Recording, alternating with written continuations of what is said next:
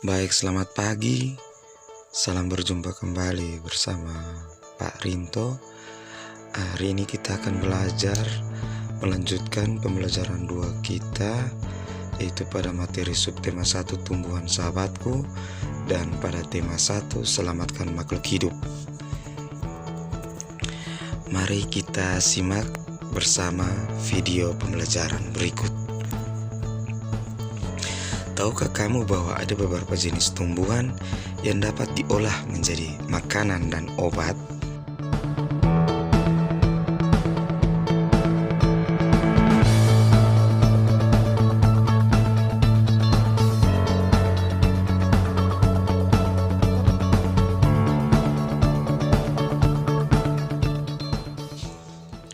Di Asia Tenggara banyak tumbuhan yang dimanfaatkan untuk bahan makanan. Namun, di antaranya banyak juga yang dimanfaatkan sebagai obat. Asia Tenggara sebagai wilayah tropis memungkinkan banyak tumbuhan hidup. Oleh karena itu, masyarakatnya banyak bercocok tanam untuk memanfaatkan kesuburan tanahnya. Bawang merah sering dijumpai di dapur masyarakat Indonesia. Selain dipakai untuk bumbu, bawang merah juga bermanfaat untuk mengobati beberapa penyakit. Orang Jawa mengenalnya dengan sebutan berambang. Bawang merah hidup di daerah Asia Tenggara. Masyarakat Indonesia, Malaysia, Thailand, dan Filipina adalah pengguna bawang merah terbesar. Pemakai bawang merah terbanyak adalah Indonesia. Di tahun 2004, jumlah bawang merah yang digunakan mencapai 160.800.000 ton per tahun. Jadi kita orang Indonesia adalah salah satu pemakai atau pengguna bawang merah terbanyak di Asia Tenggara ya.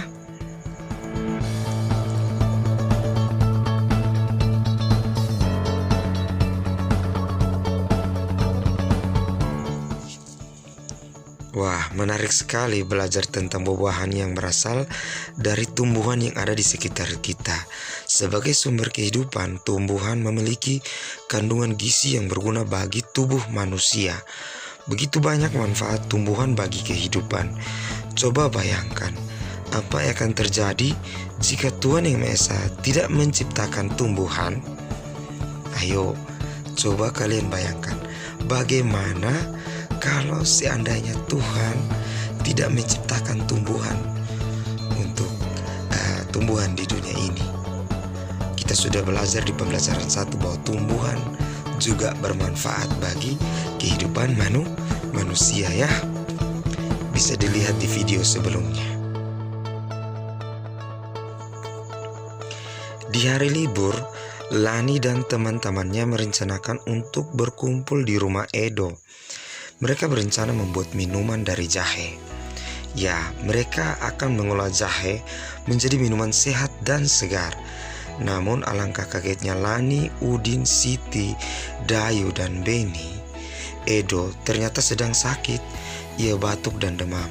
Edo terbaring di tempat tidur. Jadi ada Lani, Udin, dan Siti, Dayu, dan Beni itu mereka kaget bahwa Edo sedang sakit ya. Mereka akhirnya bersepakat membuatkan wedang jahe untuk Edo. Di belakang rumah Edo banyak tanaman jahe. Edo sangat senang, persahabatan mereka sangat indah. Mereka memiliki latar belakang yang berbeda, namun semangat tolong-menolong di antara mereka sangat tinggi.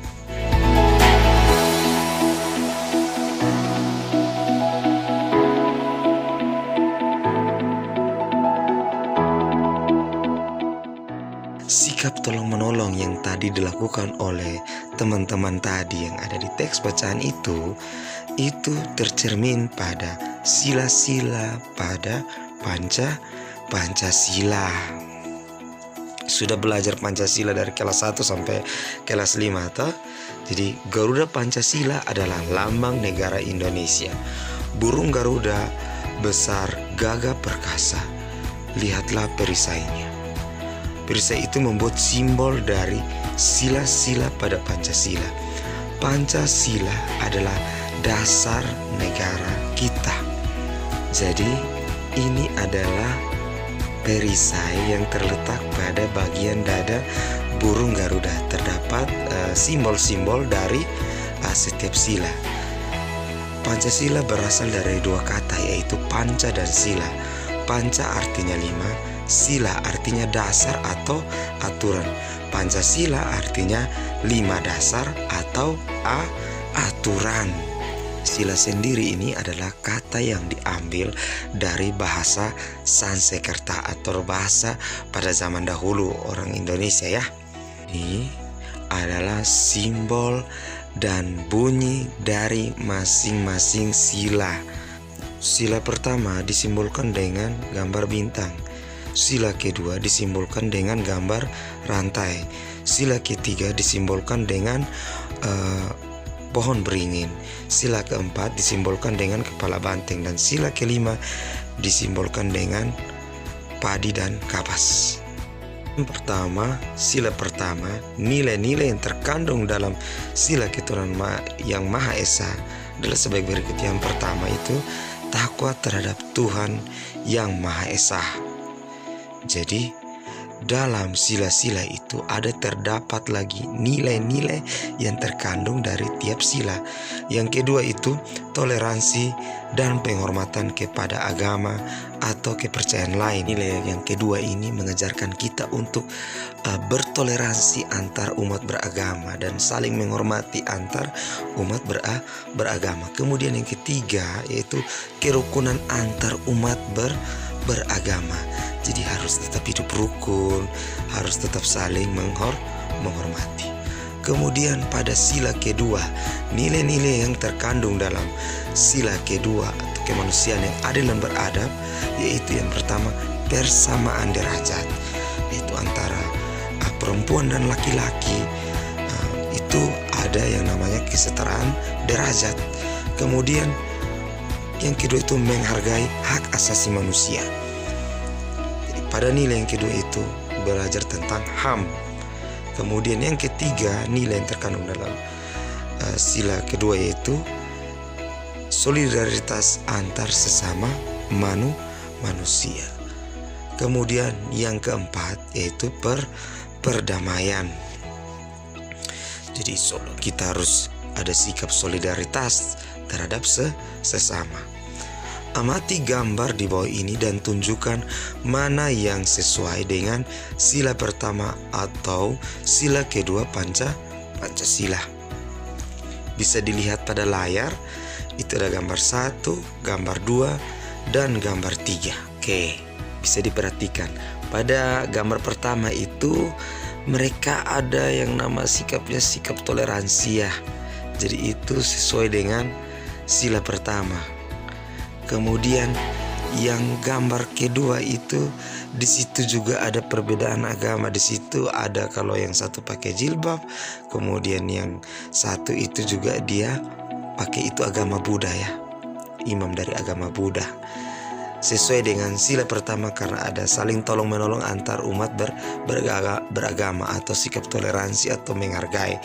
Kemudian gambar 3 itu mereka beribadah sesuai dengan tempat ibadah mereka masing-masing. Jadi itu sesuai dengan sesuai dengan nilai yang terkandung dalam sila pertama. Selanjutnya di gambar keempat nih, di situ ada anak yang sedang sakit atau Edo yang tadi dalam bacaan itu dijenguk oleh teman-temannya. Jadi itu ada sikap saling tolong menolong ya antara teman ya. Jadi itu masuk dalam nilai pada sila kedua. Kemudian gambar kelima di situ. Nah, pada gambar 5 itu teman yang di tengah itu dia ada membantu temannya yang di sebelah atau ada sikap saling tolong menolong ya. Ada kerjasama. Jadi itu termasuk dalam sila kedua. Kemudian pada gambar 6 itu juga itu ada tolong menolong karena satu ada jatuh, teman yang satu tolong, masuk juga dalam nilai pada sila kedua. Kemudian gambar 7. Nah, kalau pada gambar 7 itu ada teman satu yang angkat tangan gitu, kemudian yang satu tidak. Nah, di situ termasuk dalam HAM ya, hak asasi manusia, di mana dia berhak mengemukakan pendapat. Jadi sesuai pada nilai pada sila kedua. Kemudian yang 8 situ ada rasa hormat, saling menghormati antar umat manusia di situ. Itu juga termasuk dalam nilai pada sila kedua. Merawat tanaman merupakan perwujudan rasa syukur kita kepada Tuhan Yang Maha Esa yang telah memberikan tanaman sebagai sumber kehidupan dan sahabat bagi manusia.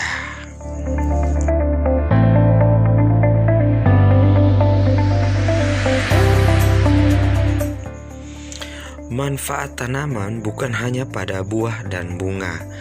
Bagian tanaman lainnya yang dapat dimanfaatkan oleh penduduk Indonesia dan Asia Tenggara adalah kayu. Banyak produk seni yang terbuat dari kayu. Salah satunya adalah patung. Kamu bisa membuat patung seperti mereka, namun kali ini kamu akan belajar membuat patung dari bahan lain, yaitu tanah liat atau lilin malam atau plastisin begitu. Itu adalah beberapa contoh hasil dari atau gambar dari hasil dari pembuatan patung dari yang namanya terbuat dari tanah liat atau lilin atau plastisin. Oke, jadi itu contohnya, dan itu bisa kamu temukan ya untuk zaman-zaman sekarang tuh bisa ditemukan di mana saja begitu. Jadi itu proses pembuatan patung Nusantara dari tanah liat, itu salah satu contoh di gambar itu bisa lihat. Bisa disimak ya gambarnya itu. Pembuatan patung tanah liat dapat dilakukan dengan teknik cetak, tekan maupun ukir. Untuk teknik cetak, tekan, dan ukir sebaiknya menggunakan tanah liat plastis. Jangan menggunakan tanah yang terlalu lembek karena akan menyulitkan untuk memperoleh bentuk yang tepat, rapi, dan jelas. Tanah liat yang terlalu lembek akan lengket pada cetakan gips atau gipsum itu, sehingga sulit diangkat dari cetakan dan sulit untuk diukir. Jadi tanah liat di sini nih tidak boleh terlalu lembek, nanti dia kayak susah dibentuk atau lengket pada cetakan berupa gips begitu. Untuk kegiatan membuat patung Nusantara ini, kamu dapat menggunakan tanah liat yang dapat ditemukan di sekitar tempat tinggalmu. Jika di sekitarmu tidak terdapat tanah liat, maka kamu bisa menggunakan lilin atau plastisin. Kamu dapat membuat sendiri adonan plastisin dari tepung dengan langkah-langkah sebagai berikut. Bahan-bahan yang digunakan situ yaitu 2 cangkir terigu, kemudian 1/2 cangkir garam, yang ketiga 2 sendok makan minyak sayur, kemudian 1,5 cangkir air hangat dan pewarna makanan ya. Cara membuatnya gampang. Yang pertama itu campurkan terigu, garam, dan minyak sayur dalam wadah yang sudah kamu siapkan. Kemudian masukkan air hangat secara bertahap hingga adonan menjadi liat, tidak terlalu lembek ya. Kemudian yang ketiga, gabung dan remas-remas adonan hingga bercampur dengan sempurna. Kemudian yang keempat, bagi adonan yang menjadi beberapa bagian. Kemudian buatlah lubang di tengahnya dan teteskan pewarna makanan. Kemudian gulung-gulung adonan hingga warna tercampur merata. Jadi kamu bisa mencoba di rumah ya untuk membuat plastisin.